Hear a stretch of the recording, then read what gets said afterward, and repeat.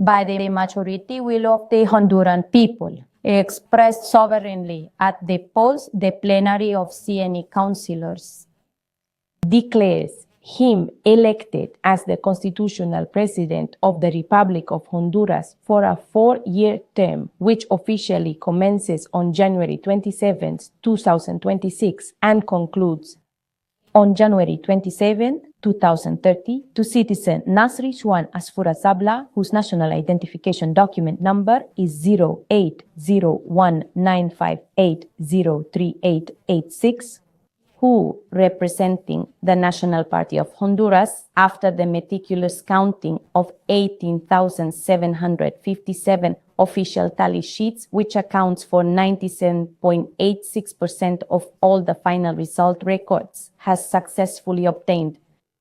1,479,748 valid votes by the majority will of the Honduran people, expressed sovereignly at the polls, the plenary of CNE councillors declares him elected as the constitutional president of the Republic of Honduras for a 4-year term, which officially commences on January 27, 2026, and concludes on January 27, 2030, to citizen Nasry Asfura, whose national identification document number is 080195803886, who, representing the National Party of Honduras, after the meticulous counting of 18,757 official tally sheets, which accounts for 97.86% of all the final result records, has successfully obtained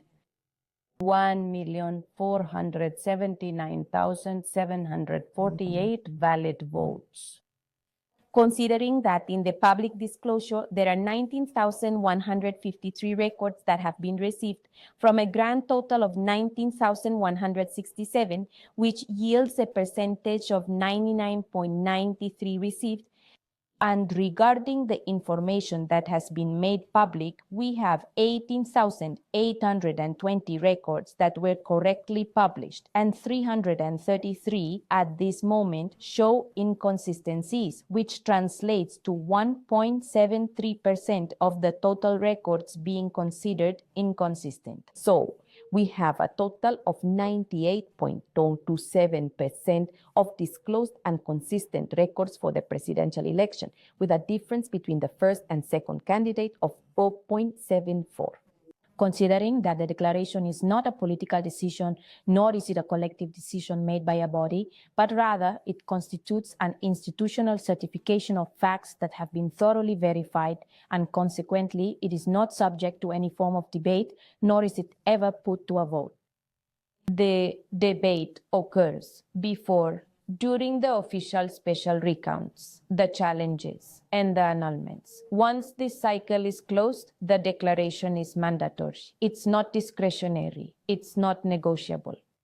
Reopening it would mean violating the fundamental principle of preclusion, effectively transforming the CNE into a political review body for the vote, a situation which the law not only does not permit, but emphatically prohibits.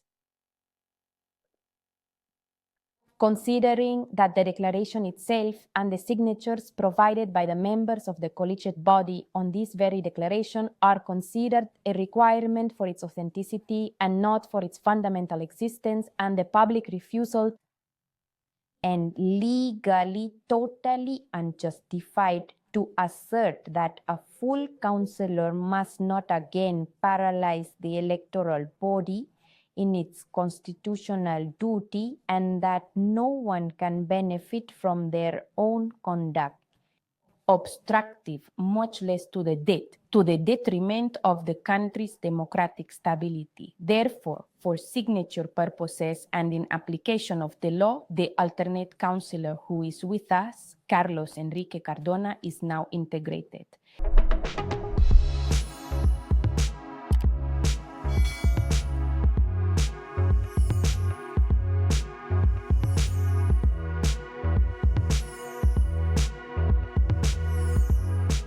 Times of India videos, your daily dose of India and the world.